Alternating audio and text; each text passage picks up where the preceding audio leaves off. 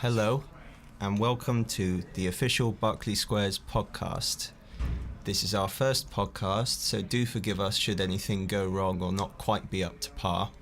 However, without further ado, I will introduce the two gentlemen sitting right next to me, one of them being more right than the other about what we're going to discuss. To the left of me is Will Palmer. Yeah. To the right of me is James Bunker. Hello. I am James Palmer, and in the twilight of my Berkeley Squares career, I have the joy of introducing the first podcast, where today, of course, being the film correspondent, we are going to talk about Avengers Infinity War, which hit cinemas last Friday. So, could we just get a brief summary from everyone on what their opinion was? Will, you go first. It was slightly worse than okay, but it's and the only part that annoyed me was that it's a functional film. I can see why people do enjoy it as much as they do, but at the same time, is it a 9 out of 10? Is it the fourth best film of all time according to IMDb? No, not a chance. And Mr. Bunker? I really liked it. I thought the directors had an impossible job if you actually look what they had to do, and I thought they pulled it off the best anyone ever could. Wait, what was this impossible job? Getting 60 or however many characters it was, much loved characters, combining them all into one film, and being told that if it doesn't gross $1.5 billion, it would be a disappointment. Wait, who are the 60 characters? There were a lot of heroes in it. I still have 20. Let's not go and list all of them. That would not be entertaining. I know, it's an ensemble piece, just like any other, you know? Yeah, I do agree with Will on this point. One thing that, before we get into what we actually have planned to talk about, the reviews for this have been saying some absolutely ridiculous things. It seems like every time that a new Marvel film or Marvel sequel comes out, it's always called The Empire Strikes Back of this generation. And what was that one about it being compared to a Shakespearean? Oh yeah, there's some. To be fair, you did have this when Batman v Superman came out, but there are some amazing people on Reddit who say stuff like, now the MCU has its own Shakespearean tragedy. There was this one guy who was like, this is the MCU film to be on the same level as Tarkovsky and Bergman, and it's just kind of calm down, please calm down. It's just a superhero film, and a decent one at that, arguably. Okay, so where do we want to start in our conversation about the film? Should we go with the plot, or should we assume that people have seen it? People have seen it. Right, okay. Let's just put this out here now. This is going to be a spoiler discussion. I do not care. Right, everyone dies at the end. Bucky dies, Spider-Man dies, Black Panther dies, all of them, right? You've got okay. Doctor Strange. Doctor Strange dies, yeah, everything. All right. He deserved it. To be fair, he did. But anyway, let's continue on. Oh. What do you want to talk about, James?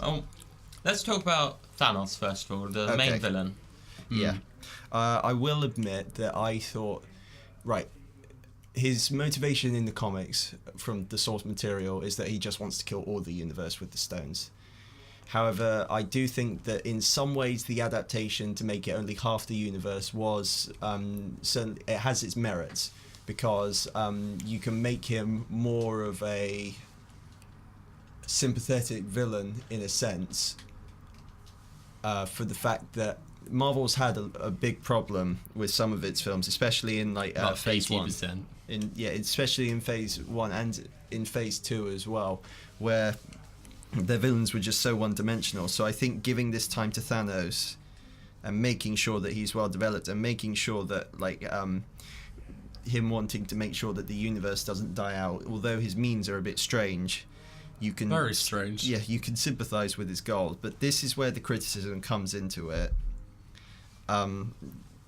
Is when you consider the fact that if he's got these Infinity Stones, right, and he can do anything with them, I infer that from the name Infinity in Infinity Stone. Okay, you follow the logic there. Follow the logic. Why wouldn't he just make more resources, or instead of killing everyone? Well, this is an interesting point. In the comics, you're partly correct, but the reason he wants to kill everyone is because he's in love with death, and he thinks that if he kills all these people, he'll impress death and then marry her or something. But in this film, of course, he could double the resources. He could double the size of the universe. He could shrink everyone in the universe, theoretically. But kind of, you can view that as a plot hole, but kind of the way I saw it in the film, it simply bugged me, because you understand that the original time he wanted to kill half the population was on his home planet, where he couldn't do any of the other things. So people saying he wants to kill half the universe for purely altruistic, I think the word is, reasons. No, I viewed him more as a madman who wanted to prove he was right and he could have saved his own planet. So yes, he could double any resources, but he wanted to prove that his plan to save his planet would have worked. I guess that is a theory, but it's like, I know it does seem a bit cheesy for the fourth best film of all time, if you ask me. Like, I can see where you're coming from, Will, but I can also see where you're coming from, James. yeah.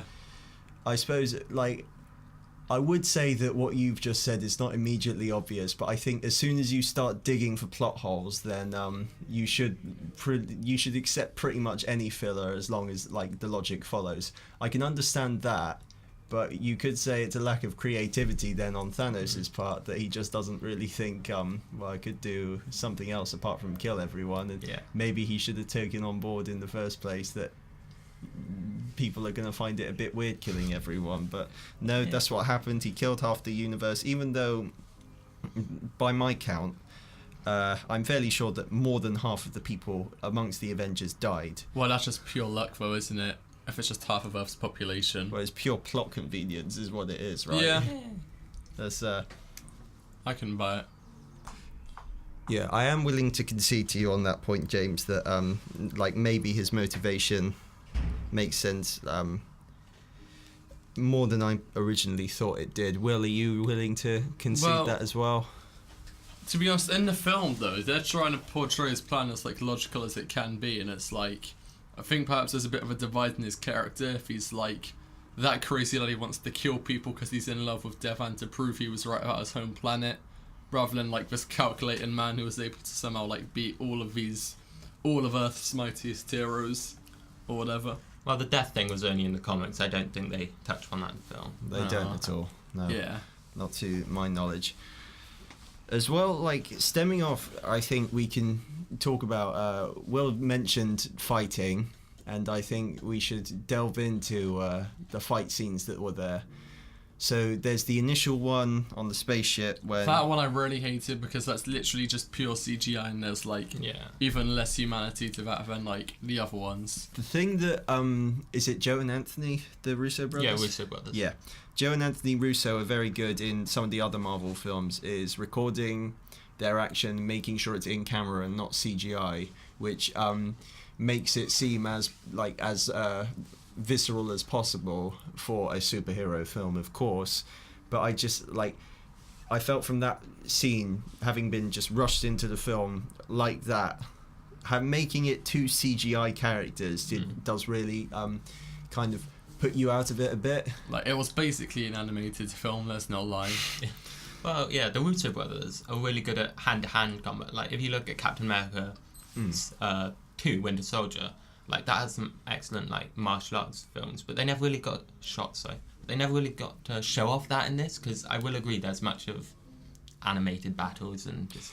Yeah, if I think of Captain America 2, if you think of, like, the elevator scene when Captain America's fighting all those goons off and he's got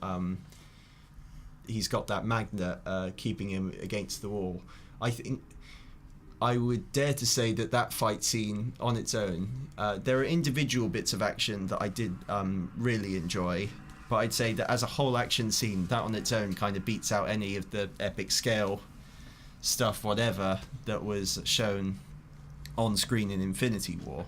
And I think this is probably, like, I think this is a problem with a lot of the action, is how much can you really do with these superheroes that's actually visually interesting to look at, and and how much is there that you can do, which it feels like people are getting hurt. Because if you look at, especially if you want to keep it to being like a 12A or whatever. That's true, but if you think of the Dark Knight trilogy, that's all 12A, and even Batman vs Superman, that indeed is a 12A, and you think of like, take for example the warehouse scene in Batman vs Superman. That is incredible superhero action, and that's just that. Like, that's a 12A. But I think what makes that scene so good, which maybe isn't present in Infinity War, is the fact that maybe this is more because of Batman, who he is as a character. He is up against equals, having no superpowers himself, and you can see him like getting hurt as well, and being put on the floor and being shot and so forth. Whereas here you do see Iron Man and so forth, getting beaten by Thanos, but it just never feels like they can win, which makes it very boring. Yeah, because I remember from the just general internet chat when it was announced, hearing that's how Infinity War ends, they will die. So when I went into the film and saw in the first scene Thanos absolutely like destroying two of the most powerful people in this universe, I kind of realised from there, okay, yeah, they're not going to win this. And for me, the stakes died down from there. Like, even if they just renamed it to something like Avengers Never-Ending Skirmish, at least then there'd have been some doubt as to how it actually ends up for me. But otherwise, it just ends up like it is now, me just sitting for a 2.5 hour long film, waiting for this like guy to actually go and win. The thing that I think harmed the action and kind of did annoy me, even as a fan of the film, was how inconsistent a lot of people's like power was. Yes. I was going on about this earlier with James. It's like 20 Iron Man punches to the chest does like a little scratch on the side of the face, but then like a little switchblade to the throat somehow like straight up kills him, or at least his hologram. And it's kind of like I suppose how? And then there's that massive axe as well, and you think of the power, and you think as well, right, this is what really annoys me more than anything, is one, this film is getting 5 stars from everything and being called this objectively perfect film, and two, it's quite clearly not objectively perfect when you consider all of the plot holes which are within it. Doctor Strange, what was he doing? What do you mean? What? Well, he could have just used the time stone on Peter Quill to like go back before he punched him. He could have used the time stone even after that to like when he'd all been beaten up to go back then. This is a major inconsistency. He says, "Oh yeah, there's only one way to win," and he plays exactly to that one way to win. Okay. Yeah. But they don't win. So we follow that logic. They don't win, but allegedly they're going to win later on, I think is the point of that, and it's key that Tony stays alive for this to happen. One, why didn't Doctor Strange, when he'd seen all of that, say, okay guys, this is exactly how it's done, and explain to the heroes everything that had to be done? Two, if that is the way that they beat him, that one way in the 14 million, then that's a lie. Those statistics are a lie, because I can think of at least one other way, and that is when everyone is holding off Thanos and they've got Mantis on top of him. Two different ways that Doctor Strange can win this. One, he can use the time stone, like when we see him use it on the apple in the original Doctor Strange, and how he changes it to being like dead and rotten. He could do the same thing on Thanos and turn him into a baby and make sure that the gauntlet comes off of him. Two, what he could also do is open up his magic portal, which is like cut off the arm of one of the children of Thanos at the start of the film, which, that would have been my first thought as Doctor Strange. Okay, get them out of here and away from the time stone, transport them away. Or even with Doctor Strange, he could use his magic ring and just jump around the whole universe with Thanos chasing him. One last thing about Doctor Strange as well. When he's going onto the transport ship and he's there with Tony Stark, and Tony Stark says that he wants to take the fight to Thanos instead of leaving everyone, making sure that Earth's the battleground in order to avoid civilian casualties, why doesn't Doctor Strange use his ring here instead and bring all of their friends along? They can settle the beef with Captain America, because it's brilliant having a civil war, but I'm sure they probably want a planet to have a civil war on. All of those things that Doctor Strange could have done, but he does not do without any explanation. Well, there's some explanation, but it's just completely inept. What do you have to say? Well, I am the defender of Marvel, I guess, and you brought up a lot of points there. I think with the portals, I think you're overestimating the power of them. They cut off the arm of that one goon, but Thanos is not one goon. He's pretty much a god at this stage. Right, okay, he's pretty much a god. He's pretty much a god at this stage. And killed. No, not that. That was a hologram, in fairness. So that's a hologram. But he is at this god level, but they're still managing to pull the gauntlet off of his wrist and have him in this dazed state. Surely, if he sets up a portal in the middle of that, he cuts his arm off. Wow. I'm not gonna lie, I'm not one of the Russo brothers. That has to be a film. Maybe That's a genius. Could have worked. Like, maybe I could argue that he had the space stone, so he's immune to portals. Like, and with the time stone, I think your point there. This one's kind of makes more sense to me. Because with the apple, you're talking about him turning it maybe a couple of days into the future, a couple of days into the past. But the look of Thanos' home planet, Thanos is thousands of years old. Okay, so he keeps turning and keeps turning. That could destroy the universe. Well, no, because it's only affecting Thanos, isn't it? It's not affecting... Like, when he does it on the apple, it's not like it's affecting the table as well and turning that into just, like, a lump of wood before it's having been formed, or turning it back into a tree. But it's affecting... Well, it could affect the thing that the apple had effect on, just the apple didn't have effect on anything. It could, but at the same time, that has not been shown to us. The powers of the Time Stone are left completely ambiguous. There is no explanation given as to why he did not do that, even though he is literally sidelined his most powerful artifact that he has on him that could turn the tide of the battle.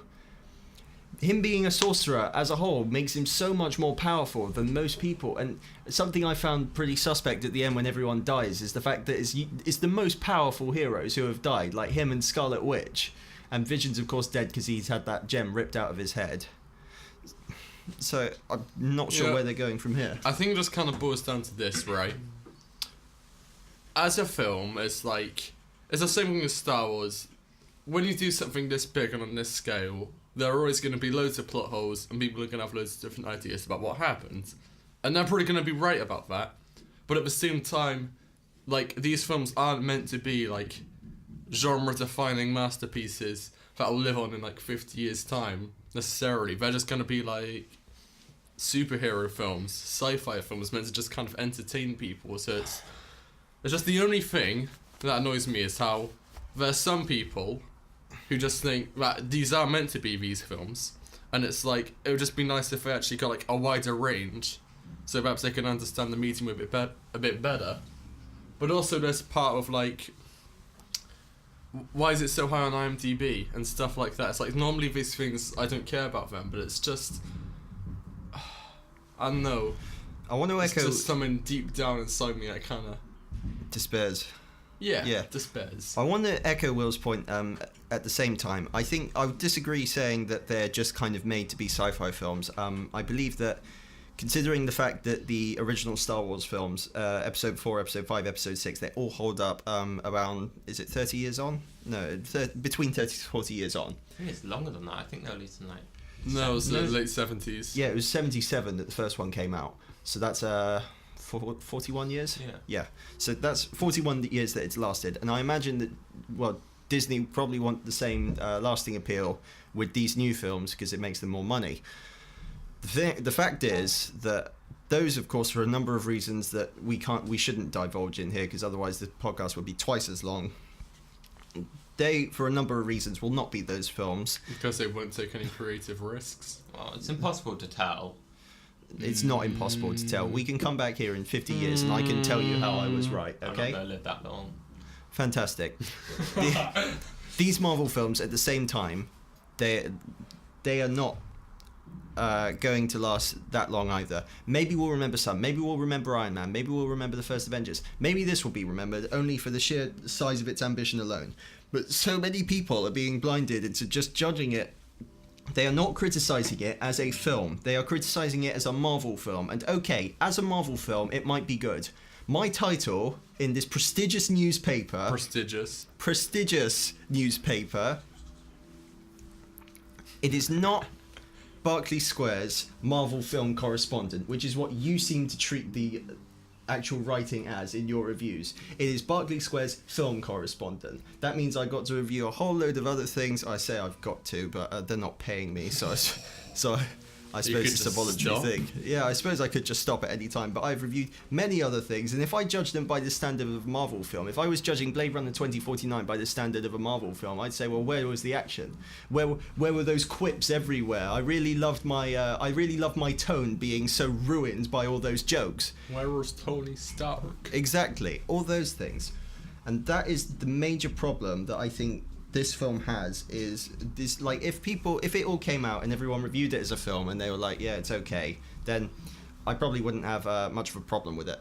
But the fact that people are holding it up like so high, and even someone who probably doesn't dissect these things and says, oh, what's the meaning of the end credits? And there's no meaning. Well, no, there is no meaning. Well, let's be fair, there is one meaning, but it's the same meaning as all the other Marvel films. It's a simple hero versus villain narrative, and nothing ever changes. I mean, some people want that, which is kind of fair enough, but even then, in that genre, you have 90% of films are hero versus villain. Blade Runner 29, there's a hero and a villain. 2049. 2049, and spoilers, the hero wins. Do you just spoil Blade Runner 2049 on the podcast? Like, we're not gonna have to sort this out.